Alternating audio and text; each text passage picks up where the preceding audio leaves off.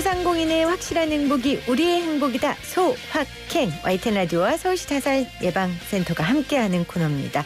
자, 오늘 이 마지막 시간이에요. 그래서 오늘은 서울시 자살예방센터 김현수 센터장과 함께합니다. 센터장님 안녕하세요. 네, 안녕하세요. 잘 지내셨어요? 네, 잘 지냈습니다. 그동안 우리 이슈앤피플에서 이 소확행 코너를 통해 많은 분들을 만났어요. 어떻게 좀 들으셨어요? 네, 정말 태진아 선생님부터 시작해서 서울시 또 민간 지원센터까지 다양한 분들이 나오셔서 어려운 소상공인 분들에 관한 여러 이야기를 해주셔서 또 저희 센터에도 도움을 많이 받았다. 정말요? 연락을 다양하게 받았습니다. 와, 정말 너무 감사드립니다. 기쁘네요. 네. 제가 감사하네요. 네. 정말 많은 분들이 그 이야기 듣고 싶어서 그 바쁜 일정 가운데 한 걸음에 스튜디오로 달려와 주셨거든요. 네네. 말씀하신 것처럼 뭐 태진아 씨도 그랬고 고명환 씨도 그랬고 또 여러 민간 차원의 그 단체들이 와서 지원책도 설명해 주셨고 정말 고맙습니다. 서울시 자살예방센터 전화번호가 1577-0199죠. 저희가 위기 전화 상용 전화번호는 따로 있고요. 네, 위기 전화. 네, 위기 전화번호 1577-0199. 1577-0199. 네. 우리는 그것만 알면 되잖아요. 네네네. 그렇죠? 우리가 뭐 서울시 자살예방센터 사무실까지 알 필요는 없고 우리가 힘들 때 전화하는 번호 전화해야 되니까 1577-0199. 이 위기 전화 서울시 자살예방센터에서 운영하고 계신데 최근에 어떻게 더 전화하시는 분들이 많아지셨어요? 어때요? 아마 이제 코로나가 굉장히 많이 확산되면서 코로나로 인해서 전화 거시는 분들도 또 많이 늘었고요. 네. 또 저희가 이제 이거를 계속 분석하는데 코로나 이후에 여성은 20대, 남성은 50대에서 상당히 제일 많고요. 20대 여성은 저희가 이제 청년 특집도 했었잖아요. 맞아요. 정신건강상의 우울, 외로움, 실직 이런 게 제일 많고요. 50대는 요번에 우리가 다뤘던 이 소상공인 아무래도 사업하고 있는 또는 사업과 관련된 경제적인 어려움 또 50대 분들의 외로움 또 정말 죽고 싶다 이런 이야기를 하는 말할 곳이 없는 남성분들의 전화가 가장 많았습니다. 말할 곳이 없는 남성분들이라고 하셨는데 사실 우리나라의 여러 문화 때문에도 남성들이 본인이 힘들고 아프다는 얘기를 잘 안 하잖아요. 그 남자 화장실 가면 있다면서요. 남자가 흘려야 돼.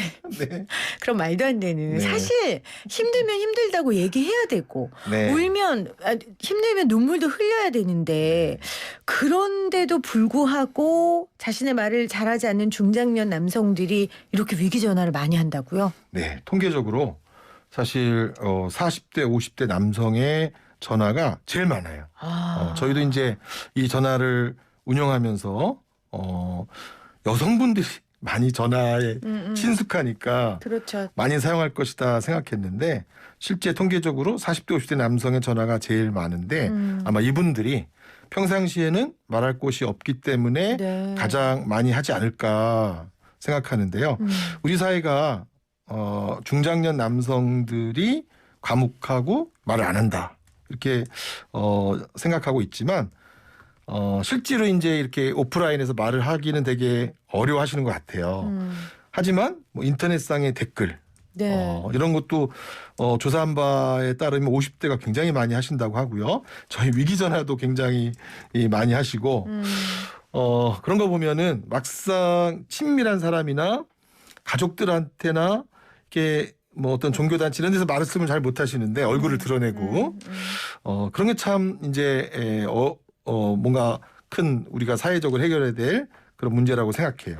그러니까 사회적으로 자신의 의견을 이야기하고 익명으로 하는 거는 오히려 하시는데 얼굴 보고 진짜 내 얘기, 진짜 우리 얘기를 하는 데는 낯선 거죠. 근데 사실 죽음을 생각할 정도로 마음이 힘들다는 건 내 얘기를 하고 싶은 건데 막상 대면에서 할 사람도 없고 낯뜨겁고 하다 보니까 이런 위기 전화를 하시는 것 같아요. 근데 또 한편으로는 감사하네요. 위기 전화 하셔서 같이 문제도 나누고 해결도 할 수 있고 감사한 일이에요. 그렇죠? 네. 그렇게 익명의 위기 전화를 이용하기는 하시는데 친숙한 가족들하고 조금 더 얘기를 했으면 하는 바람인데 또 그럼요. 친숙한 가족들하고 얘기할 때 문제점은 뭐냐면 그런 가까운 사람들하고 얘기할 때는 좀 맨정신으로 하셔야 되는데 약주를 하시고 하는 경우가 많고 또 얘기하는 거에 익숙하지 못하다 보니까 꼰대식대화라고 하죠. 가족들이 싫어하는 방식으로 얘기를 하다 보니까 네. 이제 중장년 남성들과 대화하는 게 어렵다. 내지는 기피한다. 이런 것들이 있어서 다른 나라에서는 이 중장년 남성과의 대화 문화를 만들기 위해서 캠페인도 하고 또 중장년 남성들의 이런 우울과 자살 예방을 하기 위해서 네. 대화와 관련된 여러 가지 또 새로운 접근을 하기도 하고 그런다고 해요. 네. 그러면 우리나라만 그런 게 아니네요. 맞아요. 중장년 남성 세대들이 자신의 얘기를 잘 못하는 게. 네. 그 스코틀랜드도 그렇고 뭐 아일랜드도 그렇고 여기도 이제 스코틀랜드 하면 위스키 유명하고 네네. 아일랜드도 술 문화가 되게 유명한데요. 근데 중장년 남성들이 말을 가족들과 하지 않고 술과 지나치게 관련돼 있다거나 또 그런 어려운 얘기를 하지 못해서 자살률이 높아지거나 하는 것과 관련돼서 제일 먼저 해야 되는 이제 사회적인 작업이 네. 특히 이제 일하는 남성들과 관련돼서는 이 오해를 풀고 인식을 바꿔야 된다. 무슨 얘기냐면 남자들은 강하고 네. 과묵하고 혼자 있기를 좋아하고 말하기를 싫어한다. 이렇게 생각하지만 중년의 남성 사실 안 그렇다. 그러니까 사회적인 인식을 먼저 바꾸는 작업부터 해야 되네요. 네, 사실은 중장년 남성도요 많이 약해졌고 수다 떨고 싶고. 선생님 지금 선생님 얘기하신 거 아니죠? 저도 좀 그래요. 네. 아니 곧 우실 것 같아가지고. 네. 그 남자들도 수다 떠는 거 좋아. 근데 그거는 인간의 본능이잖아요. 그런데 이제 중장년이 되면 더 그런다. 또 호르몬도 그렇고 사회적 지위도 그렇고. 네, 더 외로워지고. 근데 이제 가족들하고 이 40대 50대 때 바빠서 소상공인으로 가게 오래 지키고 이러다 보니까 얘기하는 시간이 없고 맞아요. 아빠는 뭐 얘기하는 거 별로 안 좋아하잖아 이런 식으로 고착되다 보니까 가족들끼리만 가고 이런 게 이제 그러면서 인식이 아빠는 혼자 있기를 좋아해 아빠는 혼자 해결해 이런 인식이 자리 잡다 보니까 아빠는 그냥 아저씨들끼리 어울려 이게 고착된 잘못된 선입견이고 또는 아빠는 늘 술 먹고 해결하잖아 이렇게 하는 문화가 사실 우리나라만 그런 게 아니라 다 그렇군요. 이런 나라도 그렇다고 해서 이런 고착된 남성에 대한 선입견, 편견 이런 것을 개선하는 그런 작업을 하고 또 하나는 술 없이 얘기하는 모임이라고 하나요? 그런 모임이 없죠. 정말. 네, 남성들과 함께 술 없이 만나서 이야기하는 모임. 그렇게 하면서 뭐 이렇게 남성들끼리 하는 어떤 공예 모임, 남성들끼리 하는 봉사 모임, 남성들의 하우스, 맨즈쉐드라고 하는 그런 남성들의 하우스 이런 것도 많이 설치하는 그런 작업들을 스코틀랜드, 아일랜드, 캐나다 이런 데에서 자살 예방에 좀 성공적인 사업이 되었다고 해요. 네. 그 예전에 한 종교 단체에서 아버지 학교 만들어서 한창 이제 유행했었거든요. 근데 그게 아버지의 아까 말씀하신 그런 사회적 인식들을 가정 내에 퍼져 있는 그 인식들을 한번 바꿔보고 아버지들도 그러니까 중장년 남성들도 내가 좀 스스로 내가 뭐가 부족한지 깨닫고 변화해보자. 그 아버지 학교도 외국에서 먼저 시작된 걸로 저도 알고 있거든요. 그런 것처럼 뭐 공예 모임, 봉사 모임 이런 모임들이 굉장히 중장년 자살을 줄이는데 효과적이었다. 그렇게 말씀을 해주셨어요. 근데 코로나 때문에 이런 오프라인 모임들, 동호회 모임들이 다 안 되고 그러다 보니까 답답한 것도 있겠고 말씀하신 것처럼 우리 이 코너의 주인공인 소상공인들이 또 50대가 많으시잖아요. 얼마나 사업적 부담이 크셨겠어요.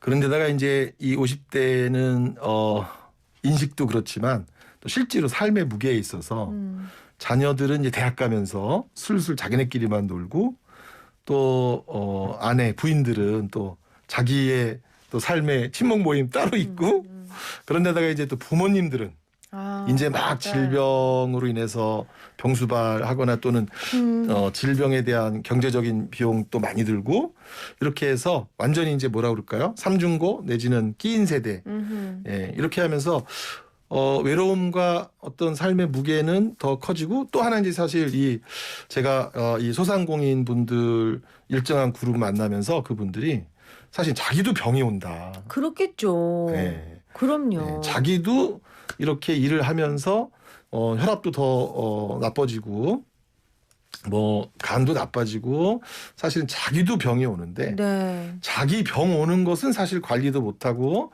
이렇게 지내고 있어서 그야말로 자녀 돈 대주는 거 또 결혼한다 그러면 그 비용 또 부모 비용 자기 이제 건강에 대한 비용까지 해서 이 50대라는 시기가 정말 정신적으로 육체적으로 너무너무 힘든 시기인데 네. 코로나 때 장사마저 이러니까 네. 정말 이 시기가 특별히 이제 힘들었다. 이런 얘기를 더 많이 했던 것 같아요. 근데 우리가 네. 희망처방전 뭐 이런 거 하면서 네. 청년들 정말 힘들다, 청년기 힘들다 했는데 중년 네. 그럼 인생이 언제 안 힘들어요, 도대체? 언제가 안 힘든 거예요? 인생은 원래 그런 거예요, 선생님? 네, 인생이 힘든 일이 많은데 네. 그 힘든 일 사이사이에 친구 만나서 또 우리 가족들과 함께 지내는 그 순간순간의 기쁨이 사실 이제 인생을 즐겁게 만드는 거지. 아하. 인생은 참 힘든 일이 연속되는 그런 과정이 아닌가 생각이 되고요. 또 특히 이제 이 중장년 소상공인 코로나 때문에 아마 굉장히 큰 위기를 겪고 있지만 그래도 이제 코로나가 끝나면서 또 여러 새로운 시대가 열리지 않을까 네. 한편으로 기대하시는 분들도 많이 있더라고요. 네. 아휴, 참 기대를 하고 싶은데 그러기에는 지금 힘든 분들이 너무 힘드시니까 기대한다는 말조차도 좀 조심스러워지기는 합니다. 네. 그래서 우리가 서울시 자살예방센터와 함께 이 코너를 만들었잖아요. 네. 이 낀 세대, 아무도 돌봐주지 않은 우리 소상공인들, 특히 50대 소상공인들 우리가 좀 어루만져 주자 네. 이런 생각으로 만들었습니다. 또 50대가 중요한 나이인 게 이제 인생 이막 노년의 시기를 준비해야 하는 때잖아요. 네, 맞습니다. 이때 우울하면 그 우울증이 노년의 맞아요. 우울증과 치매로 이어지지 않을까 걱정도 돼요. 네. 여성들의 이제 50대 우울증은 치매와 관련성이 높다. 의학적으로 굉장히 이제 이미 근거가 있다라고 얘기하는데요. 사실 이 50대 우울증이 좀 특별한 특징이 있는데 뭐냐면 우울증 하면 모든 연령대에서 사실 여성들이 우울증이 더 많다 그런데요. 이 도시에서 50대의 경우는 남성의 우울증이 더 높다라는 통계도 많이 나오고 있어요. 유일하게 인생 전반에서 이 50대 가장들이 이 우울증이 여성보다 더 높은 시기. 그만큼 남성들의 인생의 중압감을 많이 느끼는 시기고 사업의 성공. 그러니까 50대들 이제 친목회 동문회를 막 시작할 때인데 친목회 동문회 나갈 때 사실 성공한 사람들과 성공하지 못한 사람들의 격차 이런 거를 자괴감, 자괴감 이런 걸 느끼면서 그럴 때 우울증이 상대적으로 더 커진다고 해요. 사실 정말로 빈곤감을 느끼는 게 상대적 빈곤감이 훨씬 더 사람들에게 아픔을 준다고 하는데 이런 50대의 상대적 박탈감이나 빈곤감이 50대 남성들에게 건강을 해치고 우울감을 더 깊게 만드는데 그래서 인생 이모작 두 번째 인생을 시작하는데 참 힘들게 만드는 그런 요인이라고 얘기를 하는데요. 네. 그래서 많은 나라들이 이 시기에 새로 시작하자. 이런 제안을 더 많이 하고 있다고 합니다. 우리도 그렇잖아요. 네. 그래서 뭐 서울시 50플러스 센터도 있고 각 구마다 이 50대들의 제2의 인생을 응원하는 프로그램들이 굉장히 많이 있어요. 네. 또 뭐 깨알 자랑을 하자면 저도 또 눈떠보니 50이라는 책을 쓰기도 하지 않았습니까? 벌써 정말 중요한 책이죠. 벌써 4년 전이지만 저도 그런 책을 썼습니다. 네. 그 책을 제가 쓰게 된 계기도 저희가 50대들이 너무 중요한 세대라서 50대를 위한 프로그램을 했었어요. 당신의 전성기 오늘이라는 그 프로그램 제가 프로듀서를 하면서 와 50대란 나이가 이렇게 중요하구나 해서 썼습니다. 책 이름은 눈떠보니 50. 그렇습니다. 네. 자, 깨알 홍보를 좀 해봤고요. 자, 정말로 우리 프로그램의 소상공인들 응원하고 또 보통 소상공인들이 50대니까 오늘 선생님이 50대들이 겪는 여러 가지 문제점들에 대한 이야기 해주셨는데 좀 이런 40, 50대들의 이야기를 많이 담는 그 소통의 통로가 많아졌으면 좋겠어요. 네.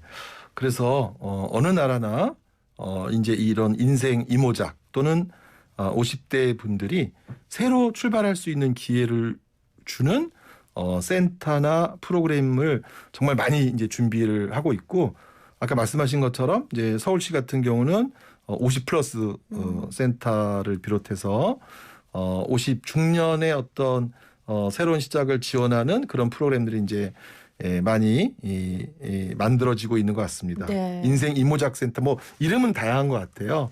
그래서 앞으로 또 서울시에서도 그렇고 새로운 정부에서도 인구수도 굉장히 많다 그래요. 이 베이비 포스트 베이비 부모 네네. 세대 그룹 안에서도 그래서 지금의 소상공인 분들이 뭐 디지털로 전환한다든지 또 새로운 아이템으로 사업을 확장한다든지 또 코로나로 어려워진 상태에서 그 어려움을 코칭 받는다든지 사업 지원뿐만이 아니라 경제적 지원뿐만이 아니라 좀 삶을 전반적으로 지원할 수 있는 그런 전환기 도약을 할 수 있는 다양한 네. 그런 지원들이 많아지기를 다시 한번 서울시 정부에게 호소하고 부탁을 드리는 바입니다. 네. 네. 여러 제도와 도움도 필요합니다. 분명히 정부에서 해야 되지만 저는 그래도 제일 중요한 건 50대 분들 당사자들이 손을 먼저 내미는 게 중요할 것 같아요. 가족들에게도 먼저 손을 내밀고 그리고 나에게 필요한 제도나 지원기니 뭐가 있을까 먼저 찾아보고 그게 전 시작일 것 같거든요. 그래서 이 방송 듣는 우리 50대들 특히 지금 자영업으로 힘들어하는 50대들에게 응원의 말씀 한번 해주시겠어요? 네. 사실은 50대 남성분들이 가족들에게 본인이 이야기하고 싶고 또 대화를 하고 싶다. 이렇게 가족분들에게 다가가고 또 함께하고 싶다는 의사를 밝히는 것도 1차적으로 되게 정말 우리 말씀하신 대로 중요하고요. 사실은 서양에서 이 50대 분들이 이 새로운 도약을 할 수 있도록 만드는 데에는 아까 말씀드린 이것도 어떤 성적인 편견이라고 해요. 그래서 그분들이 그렇겠네요. 성적인 인식 개선해야 된다라고 말했는데 이 남성들이 이제 50대 남성들이 가부장적이고 뭐 강하고 이렇게만 하다. 이게 아니라 50대 남성들도 약해졌고 가족과 함께하고 싶고 대화하고 싶다. 이런 50대 남성들에 대한 사회적 인식을 우리가 함께 개선해서 조금 더 가정에 함께 할 수 있도록 또 사회에 함께 할 수 있도록 이분들을 우리가 함께 보듬어 안고 보듬어 안고 함께 갈 수 있도록 계속 아저씨들끼리 노세요 이렇게 밀어내는 네. 아빠만 빼고 가고 아저씨들만 빼고 하고 하는 방식이 아니라 우리 소상공인 늦게까지 일하시는 아버님들도 늦게 함께 하고 이런 이렇게 인클루전 함께 통합하는 그런 이제 노력이 사회적으로도 필요하다고 생각합니다. 맞습니다. 네. 그러니까 여성들은 약하고 수동적인 존재다. 이것도 잘못된 성인식인 것처럼 남자들은 강하고 늘 적극적이고 늘 공격적이고 이런 것도 잘못된 성인식이라는 걸 우리가 알고 서로 도와가면서 보듬어가면서 함께 했으면 좋겠습니다. 서울시 자살예방센터와 함께 할 수 있어서 너무 좋았고요. 선생님. 너무 감사드립니다. 네, 또 우리 도와야 될 사람들이 있으면 언제든지 우리 같이 협력해서 YTN에 하도록 정말 감사드립니다. 이슈앤피플 고맙습니다. 고맙습니다.